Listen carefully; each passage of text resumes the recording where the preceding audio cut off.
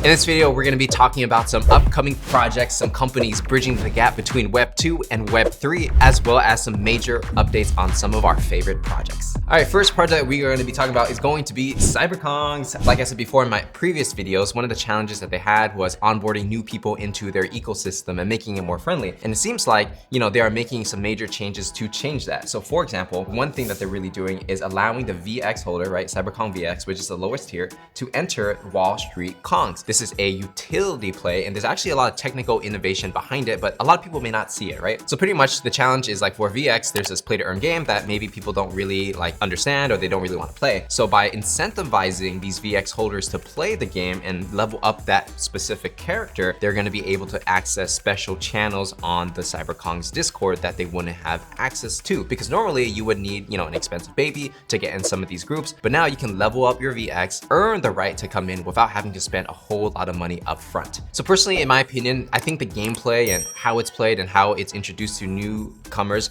I think there's a lot of opportunity for improvement. I see what they're doing where they're kind of incentivizing people to play to earn, right? Because you're playing the game, it may be fun for you, it may not be fun, but then at least you get some kind of reward and it's very clear what that is, right? And so for any game, not just Cyberkongz, but any type of on-chain game or any type of crypto play to earn kind of game, I feel like there's 4 things that you really need, right? You can apply this to Cyberkongz, you can literally apply it to literally any type of game, imposters or whatever anyone comes out with, right? It's this. Number 1, what is the desired result? So do they want to make money? Do they want to have fun, or is it a combination of both? The more fun and more money you can make, the more people want it. The second thing you need is how likely does that player believe that they can actually achieve that result? They know they want to make a lot of money, they know they want to have a lot of fun, but if they don't feel like it's possible or too difficult or too confusing, then they're not going to play the game. And the next element is going to be time. So how much time does it take to actually earn the reward? Because if it's going to take a long time, like months, then nobody's going to play the game. But if there's instant gratification, for example, gambling games, right? It's easy to actually see whether or not you get the result right away, then people are going to play. And the last step is effort and sacrifice. So how much effort, brain power, sacrifice of anything does that person have to go through in order to achieve that result? If you combine these elements together, make the prize rewarding, make it very clear and possible for them to actually believe that they can do it,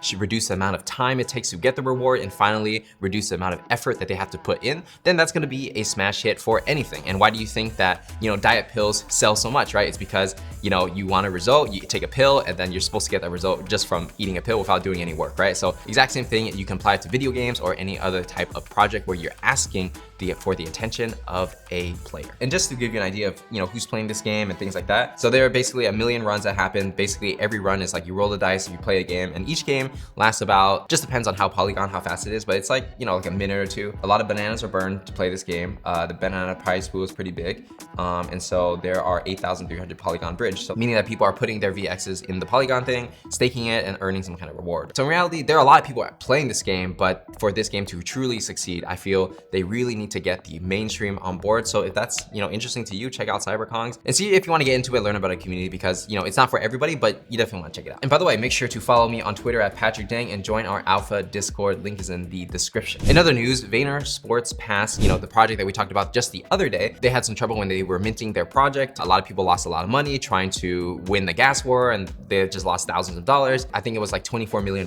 burned in gas, which is kind of ridiculous, in this time in the NFT space. So what AJ Vaynerchuk, from my understanding, he is the lead of this project. He is going to be refunding a bunch of people 192 ETH in total on failed transactions. Now I know it doesn't make up for, this bad experience that a lot of people have, but at least they're putting their money where their mouth is, and they're refunding everybody that had some failed traction because they want to do right there by their people, right? And so I definitely do respect that. So kind of in relation to, troubled mints, this other project called Shinsekai, and we did talk about them before, where they had these 3D Asian inspired manga kind of art, right? And the challenge they had, I think it was just yesterday, that they had a problem with their minting, meaning that a lot of people were on the whitelist, and then there was this loophole in the contract where people can mint, multiple mints instead of just their one. And so a lot of people who had whitelist, they grinded for it, or they earned it in some way. They're like, hey, what about me?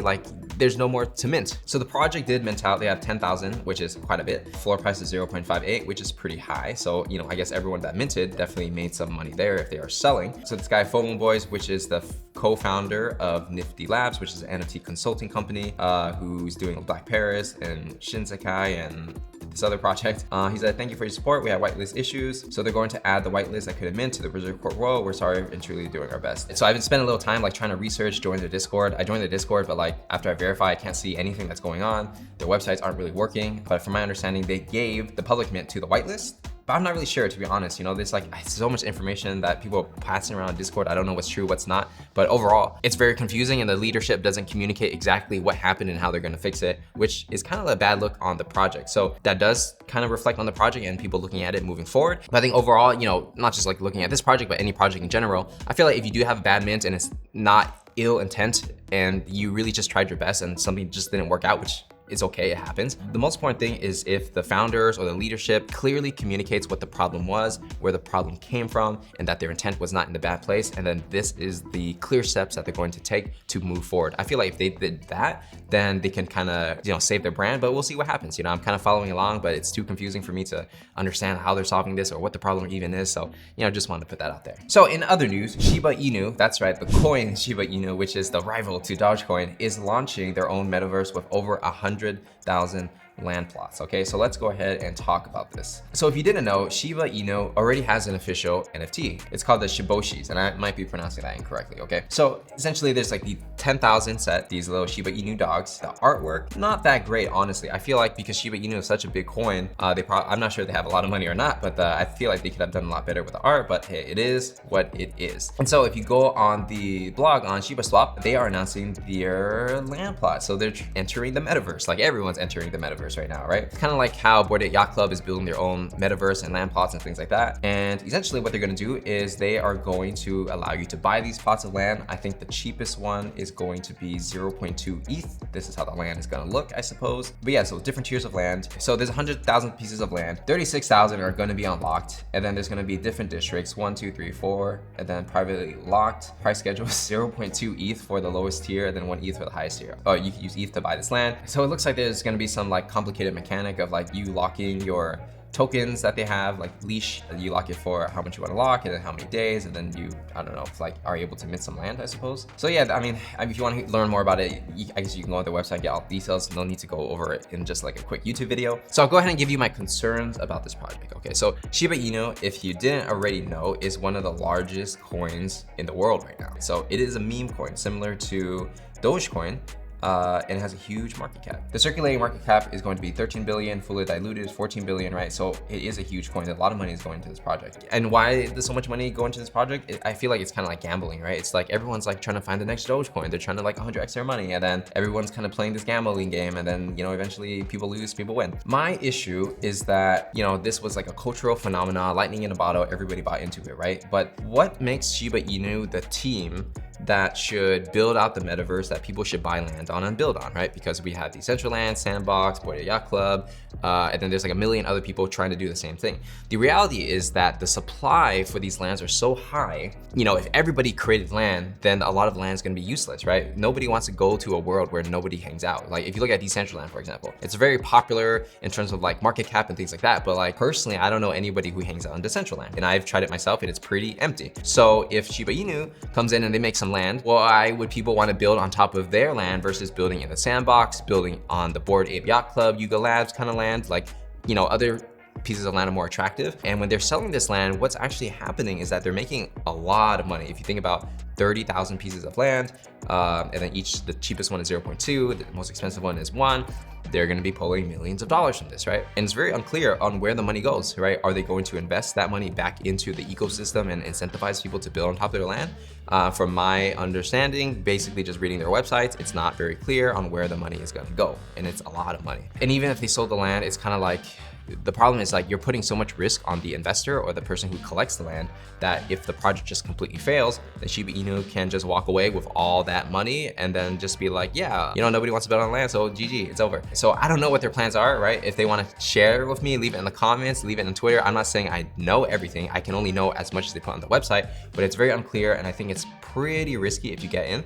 But at the same time, there's a lot of people who have Shiba Inu and maybe they're gonna buy into this just because it's Shiba Inu, but then that is what we might call a retail trap, right? And we talked about in the last video where that means it's a popular project that may not be good. You know, hopefully I'm proven wrong and this is gonna be a smash hit, absolutely, you know, that'd be great. But right now I'm a little skeptical because the price is so high, there's so much supply and so much competition, and there's not a lot of track record besides the cultural phenomenon that, you know, everybody bought Shiba Inu. So that's just my personal thought. If you do buy into this, be very careful and understand that if other people buy into it, sometimes it might be more of a gambling game, not necessarily value investing. All right, the next project we're gonna talk about is going to be the Lunartics. So this one caught my attention because it's an animated series. So essentially what it is their claim to fame, and what caught my attention is that the lead artist is Julius, who worked at Simpsons, Family Guy, and this other project, Bob's Burgers, yeah. And then the writer Dan Fessman, who wrote The King of Queens. So I guess, you know, you got people who have worked in the, you know, animation industry before, the television industry, and now they're coming out with their own project. So, I mean, it's interesting, right? Because, you know, if these guys just spun off and started their own project as a business, like a production company, they could probably do that, right? But by raising money through selling NFTs, it's another option to give a little bit of ownership in some sense to the people that support them. So I can definitely see that going on. The art itself, I think it's okay. Like if there was no name and brand behind this and somebody said like, hey, you should buy this project, I would be like, why? You know, I mean, I'm just being honest, you know, that's just my personal take. Everybody has their own taste, obviously. But yeah, it's interesting to see like people from the Web 2 world coming into Web 3 and basically just doing the same thing, except they're selling you an NFT, so you have like ownership of this, right? So they're gonna launch 10,000 units. They create an animated series, mission control. The question I would personally have is like, how much does it actually cost to put this together? Like, is it really expensive to create an animation series? Maybe it is, maybe it's not. So that's the question I have, right? Because if I did my math correctly, it's 10,000 units times 0.08, that's gonna be 800 ETH. And then that's gonna be $2.5 million. So does it really cost $2.5 million to do an animation series? I have no idea, right? Maybe it's cheaper, maybe it's not, but it's a lot of money to start. Again, like I don't know so much about this world, so I'm curious if you guys know, let me know in the comments, right? But another interesting part is that the licensing rights and intellectual property, the holders are given commercial rights to their specific Lunarix. So I suppose it's similar to like Bored Ape, where if you own the thing, you can use it commercially, which is pretty interesting. So we'll see how this goes, you know? I'm just gonna watch it for a little bit, and if you're interested in animation and stuff like that, check it out. And so with that said, that's all we gotta cover for this video. And make sure to like and give it a subscribe because we are on the road to 10K subscribers. So make sure to subscribe and let's get 10K on by the next video. My name is Patrick Dang. I'll see you guys in the next one.